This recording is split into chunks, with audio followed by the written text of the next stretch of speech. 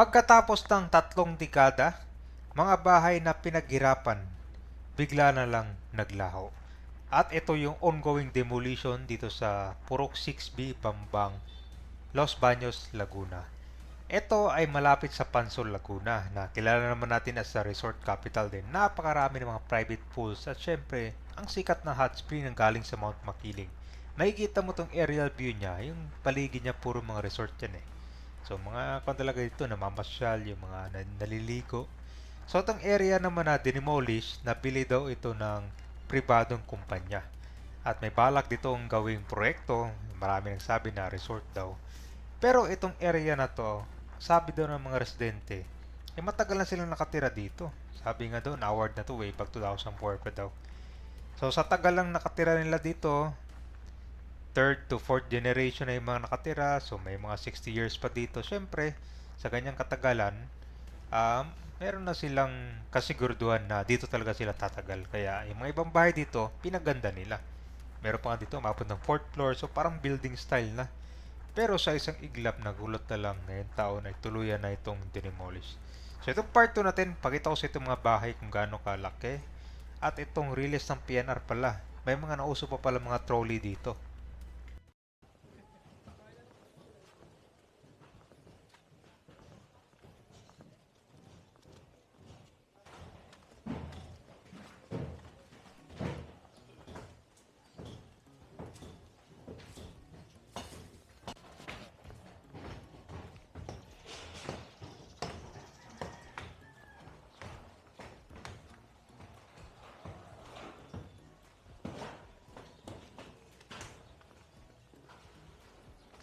Ang bilis ng pagka-demolish oh.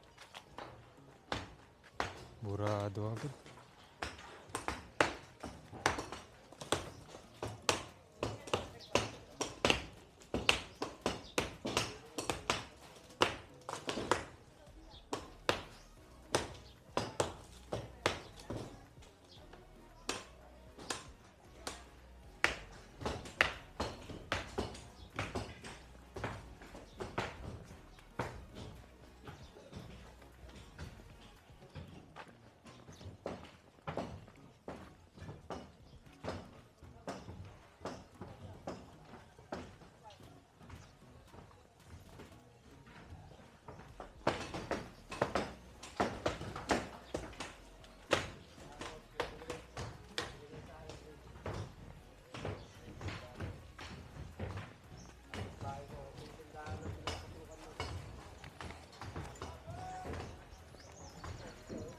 So kita mo yung bundok dyan yung guys oh.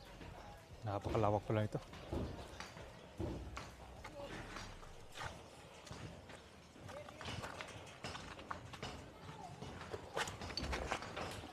So ngayon, magkuhan dito yung mga kinabangan, pero pwede benta. Sayang din pala guys oh. Ang laki din ginastusan ito. Literal na kanto. Yan mo. Naka-tiles yung kano. Yung baba niya.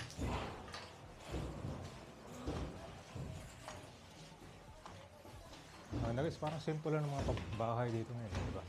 Living room, tapos dito kitchen. Kaya lang, wasak na.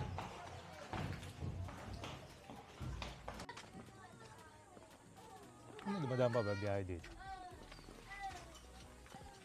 May mga trolley din pala dito guys. Alam mo yung tinutulak. Para sa yung pag may dala kang mga items. Trolley, nakasakay tayo niyan dun sa area ng Manila. Ano? Ito meron din pala. Pero mga goods lang eh, hindi yung mga pasahero talaga kasi. Mas mabilis tumaan dito guys eh. So hanggang dito lang itong mga bahay dito, hindi pa tatanggalin. Alis na lang kung may NCR project dito.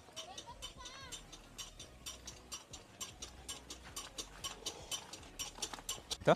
Meron. Meron pa? Saan yung, ano oras? Ngayong hapon, dito manggagaling, alas 4. Dito mga galing? Oo, tapos babalik. Pag uli, dadaan uli ng alas 6. From Los Baños to Kalamba lang. Calamba, Laguna. One way lang tunay na. Opo. Kasi ko lang pala, isang truck lang. Mm-mm. Wala pa palang project dito. Yung NCR, wala pa na. Wala pa. So yung Pagka umaga, alas 7, galing sa istasyon, Oo. dito. Galing dito. aso madalang lang pala. Tapos, babalik. Babalik ng alas 8 ulit. So hindi pala to bawat ka wala na. Alas 7, alas 8. Tapos pagdating ng gabi, sa gabi hapon naman, alas 4, alas 6. Hmm. Yung demolition na yan, hanggang dito sa loob lang, hindi kasama dito. Ayun yung sir, Yung may pan lang dyan. may doon, may mga nakasama na nabakbak dyan. So ito hindi kasama to dito, wala na. Hindi pa po. Kapraso lang. Gagawin kondo? Gagawin daw yung ng kasada ng resort ni Kuya Bo. Ugan. Timugan. No? Opo. Ito, wala nang award sa baba. Kung ang talala kay parang wala din naman. Sabi dito daw sa kampo. Kasi paano niya ang award yan sa kampo? Pag mamayari yan ng aking Camp Eldridge ngayon. Kuwano bang pang-army daw dati yan? Makari. Ay sabi, hindi po. Ito, kabila. Yung kampo. Ano bang itsura nito dati dito na Nung wala, mga 30 years ago, anong itsura niyan? Parang bukid lang? Wala? Opo. Bukid lang, tapos nakabukas lang. Parang lang. Meron namang mga bahay-bahay na. Konti lang. So parang puro puno lang dati, tapos dumami na lang. Ganun. Pero dito na iba naman dito, gobyerno din. Government talaga dito. Ito sa PNR.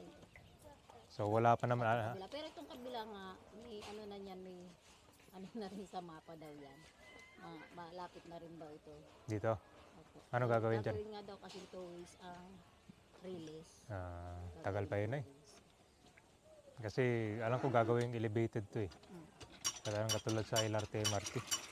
Tagal pa yun Sabi nila malapit na daw. Nasa Kalamba na raw siya. Hindi, nasa kanan nasa Muntinlupa na. Muntinlupa na yung ginagawang Muntinlupa. train Kaya siya magiging elevated na. Ito mga trolley, pang pasahero to? Sinasakyan siya ng mga na-demolish. Na-demolish ng mga... Pero may mga bumibiyahe dyan yung pang pasahero, wala? Wala po. Kung lang yung pang self-service lang? Ano lang yan, pang-service lang yan. Okay. Yung iba naman. Sige, kasi masabilis tong trolley pag pupunta sa palengke. May palengke ba dito? Malayo. Layo, sir, dito ang palengke. So kung lang yung pang malapitan lang to. Tadlak po papunta yan Tadlak. So hindi pala ito katulad trolley sa Manila Kabayan, yung merong biyahe.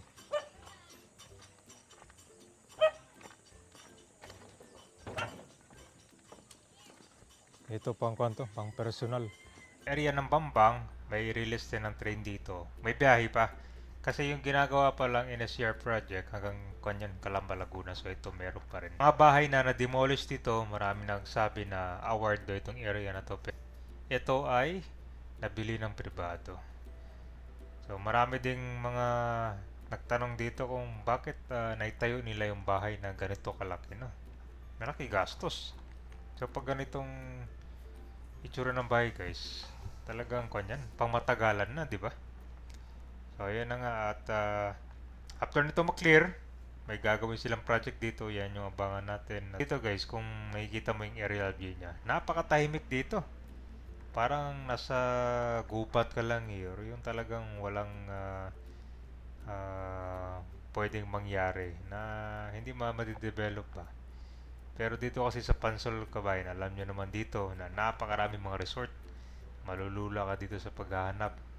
Yun na nga daw yung gagawin dito pag na-clear to kasi itong area naman to malapit sa Alligator Lake, malapit sa Laguna de Bay, di ba? Napakaganda ng area. Ito pa yung mga bahay na gigibain. Mapapansin mo halos sa dikit-dikit. So dati ko alam to bilang lang no. Hindi mo akalain na ito na ngayon. Ito yung release ng PNR no. Hindi galing kanina. So ko alam to, mahigit 100 families din. May mga ibang dito na building. Yan po yung likod doon, di ba? Ang ganda, no? Tapos, maganda rin dito maglagay ng mga boat ride, no? Itutour ka dyan sa Laguna de Bay. Maganda rin kung dumiretsyon Talim Island, di ba?